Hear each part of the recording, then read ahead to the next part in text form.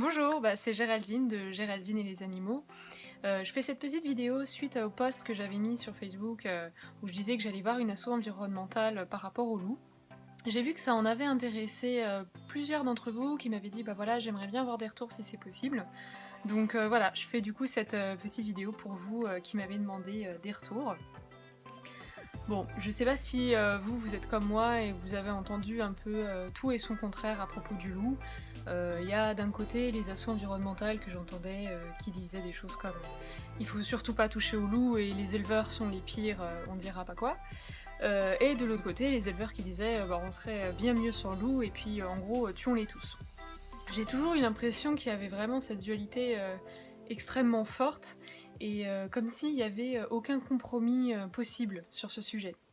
En fait, je réalise qu'il y avait du vrai, un peu de vrai, dans, on va dire, les deux camps qui existent à propos du loup. Du coup, je suis allée à la rencontre de cette association qui s'appelle Meuse Nature Environnement, que je vous invite vraiment à aller voir d'ailleurs, parce qu'elle fait vraiment des actions qui sont top. Donc du coup, ils sont dans la Meuse, mais ils agissent aussi dans la plaine vosgienne, par exemple, et aussi en Meurthe-Moselle. Durant toute une journée où j'ai pu accompagner du coup une des personnes qui travaillait à l'association, j'ai appris énormément de choses à propos du loup et comment on pouvait s'en défendre sans le tuer forcément, voilà, justement sans lui porter préjudice. Ils ont mis en place un système qui est totalement novateur là-bas. C'est un système de haies défensives, donc c'est encore à l'étape de recherche. Donc l'idée en fait, c'est de créer des haies. Alors ça va être un mélange de fils barbelés, mais aussi des plantes, en fait, des plantes locales, avec un mélange de plantes épineuses qui voilà, vont un petit peu piquer l'animal s'il s'approche trop près. Donc il faut un mélange comme ça, et puis il crée des haies qui vont être très très denses et qui vont pouvoir protéger les troupeaux, en fait, tout simplement, tout autour. Donc, alors ouais, il y a tout un travail qui est réalisé, par exemple pour permettre à la petite faune de passer, type renard, blaireau, etc. Ils ont prévu aussi des petits passages avec des petits trous pour que cette faune puisse passer, mais que le loup, lui qui est trop grand, ne peut pas passer. Bon, faut bien noter quand même que ça, c'est possible, ce système de haies clôturées, entre guillemets, c'est possible parce qu'on était là dans la Meuse ou même dans la plaine vosgienne. Mais par exemple, c'est pas quelque chose qui serait faisable dans les Alpes. Dans les Alpes, les troupeaux sont beaucoup plus éparpillés sur des terrains beaucoup plus grands, en plein dans la montagne. Donc voilà, c'était vraiment typique à la géographie, à la topologie d'où on était. Durant cette journée, je suis allée voir aussi quelque chose que j'ai trouvé complètement novateur. C'est des boîtes à ultrasons. Alors quand on m'a expliqué le concept, je me suis dit c'est vraiment fou, il faut que j'aille voir ça. En fait, le concept, c'est de mettre une sorte de collier, c'est carrément ça d'ailleurs, hein. C'est un collier avec une boîte à ultrasons, on le met sur une brebis, ça va être un peu la brebis chef, et en fait, ce collier va détecter quand la brebis s'affole, et au moment où elle va s'affoler, donc en fait, c'est tout simplement un détecteur de secousse, au moment où elle va s'affoler, donc techniquement quand le loup arrive, des ultrasons vont être envoyés et des ultrasons qui vont être, normalement ils ont été calculés pour être assez pénibles à l'oreille du loup, mais pas du tout audibles ni pour l'humain, mais ni dérangeants pour les brebis, pas dérangeants non plus pour les chauves-souris, on sait qu'elles fonctionnent beaucoup aux ultrasons. Et j'ai trouvé ça totalement novateur parce qu'en fait c'est un système de collier qui vient d'Afrique du Sud. En fait c'est une entreprise qui a inventé ça parce qu'ils ont exactement le même problème en Afrique du Sud avec les hyènes et les lions. Donc voilà. Là, et donc je suis allée voir cette brebis qui portait ce collier à ultrasons. On m'a dit que ça avait déjà fait ses preuves, que ça avait apparemment pu à un moment éloigner un loup. Donc voilà, ça reste encore une fois dans le domaine de l'expérimental. L'association met aussi en place des pièges photographiques. Donc pas de crainte, hein, c'est pas des pièges dans le sens néfaste. Ce sont tout simplement en fait des petites boîtes qu'on accroche à des endroits stratégiques où on imagine que le loup pourrait passer. Et ces petites boîtes vont déclencher une photo à chaque fois qu'elles vont apercevoir un mouvement. C'est un détecteur de mouvement tout simplement.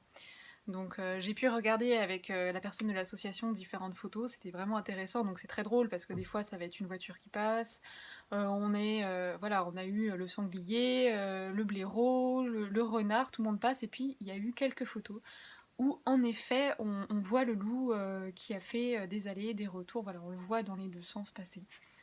Là-bas, j'ai rencontré un éleveur qui est aujourd'hui à la retraite, qui, mine de rien, en une nuit, s'est déjà fait tuer 45 agneaux par un seul loup.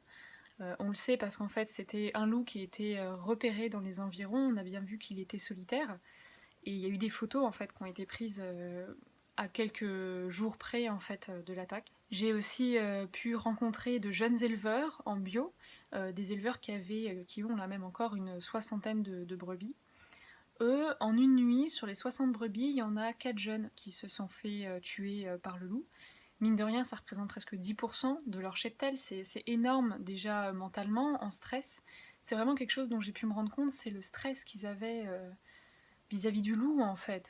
Ce stress constant de se dire que potentiellement, bah voilà, ils peuvent perdre une énorme partie de toutes leurs économies, parce que ça représente aussi leurs économies, tout ce travail en fait, des années de travail.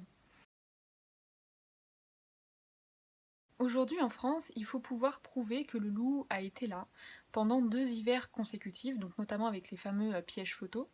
Et si alors la présence du loup est prouvée, on entre dans ce qu'on appelle ZPP, c'est une zone de présence permanente du loup. Et alors, si et seulement si la zone est prouvée ZPP, l'État va proposer aux éleveurs de demander une aide financière.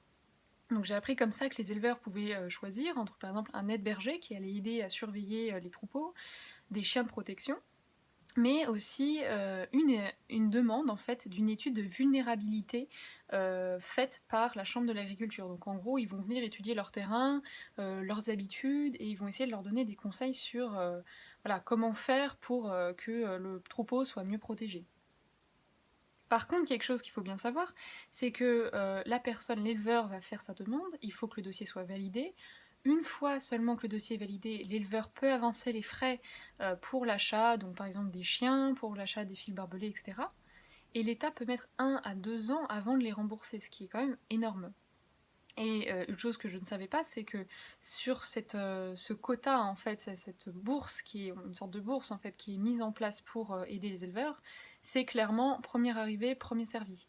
Donc on peut, enfin juste pour vous expliquer, on peut être un éleveur, être en plein dans une ZPP, on sait qu'il y a le loup qui est autour de nous, on sait qu'il a touché 2 voisins à nous, mais nous il ne nous a pas encore touché, mais voilà, on se doute bien que ça va arriver. Bah, les voisins peuvent demander une aide, mais nous, comme on n'a pas été encore officiellement attaqué, il faut attendre.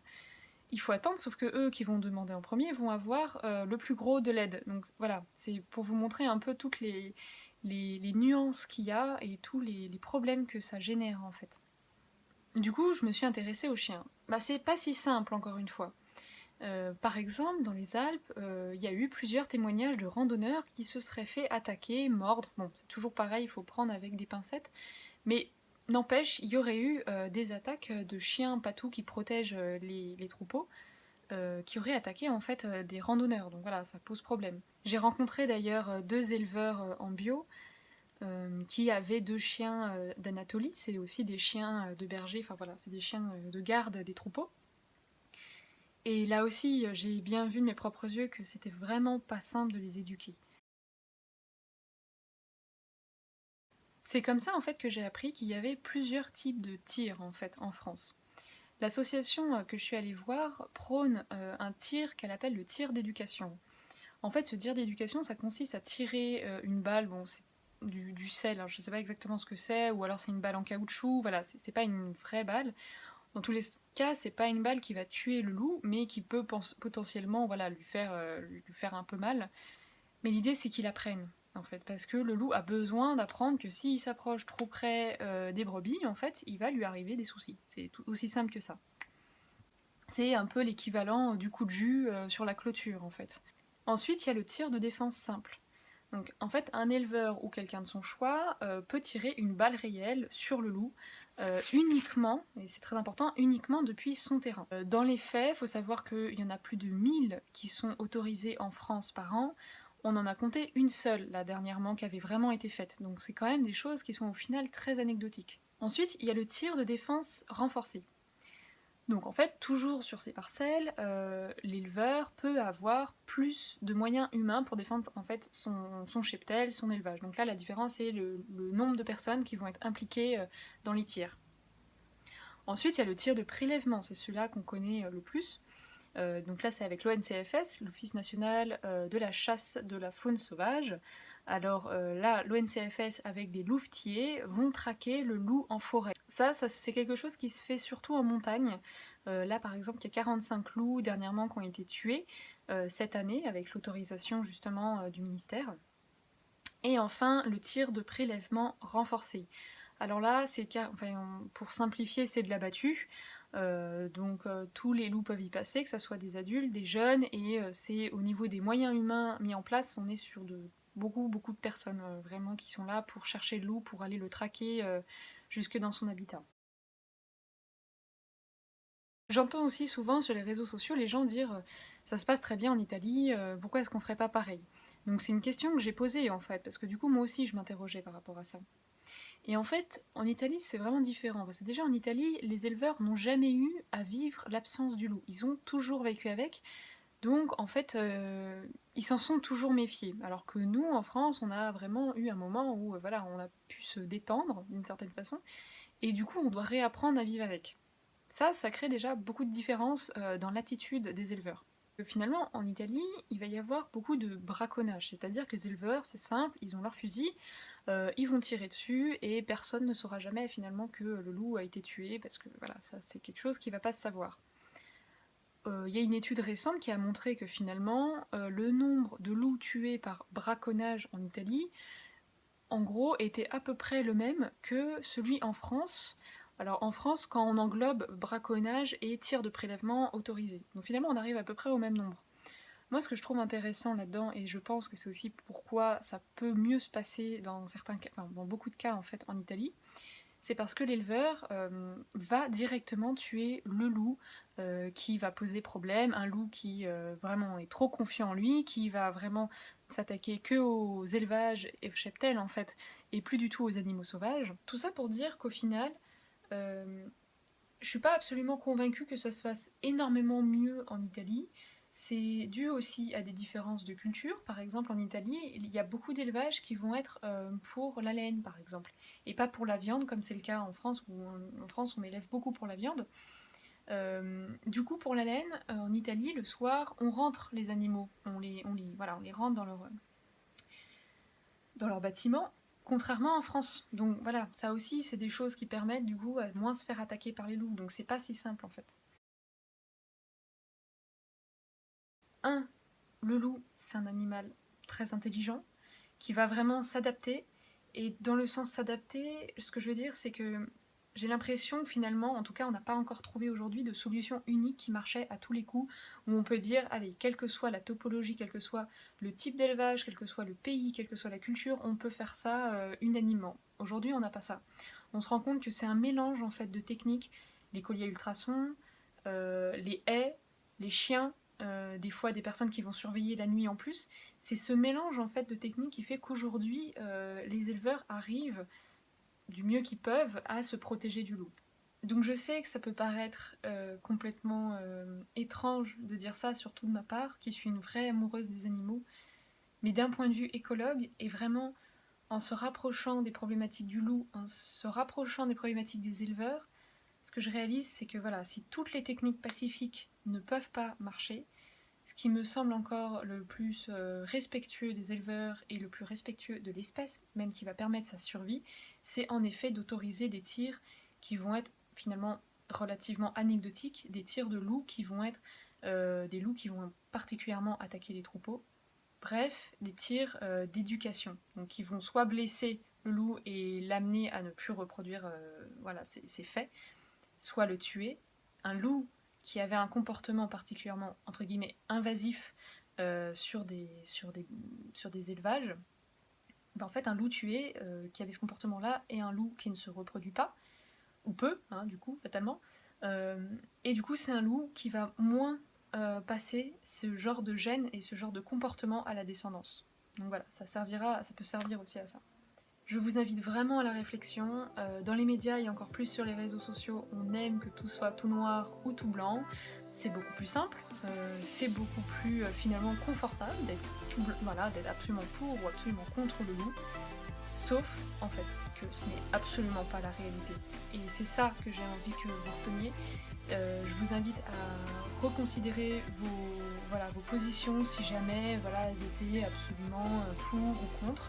Dans les deux cas, en fait, il y a matière à réfléchir et je suis sûre qu'il y a matière à trouver une solution autant pour le loup que pour les éleveurs. Voilà, j'espère que j'ai pas été trop longue, j'espère que j'ai été explicite, je suis pas sûre, voilà, c'est parce que je reviens donc j'ai encore tout ça en tête. En tout cas, si vous avez des questions, n'hésitez surtout pas. Encore une fois, ce n'est que ma vision, ce n'est que ce que j'ai pu apprendre, donc voilà, ce n'est pas non plus exhaustif. Si vous avez vous aussi des témoignages à apporter, des réflexions, je pense que ça ne peut que nous aider aujourd'hui sur les réseaux sociaux et peut-être à plus grande échelle après ensuite aider le loup. Je vous remercie et je vous dis à très bientôt. Au revoir.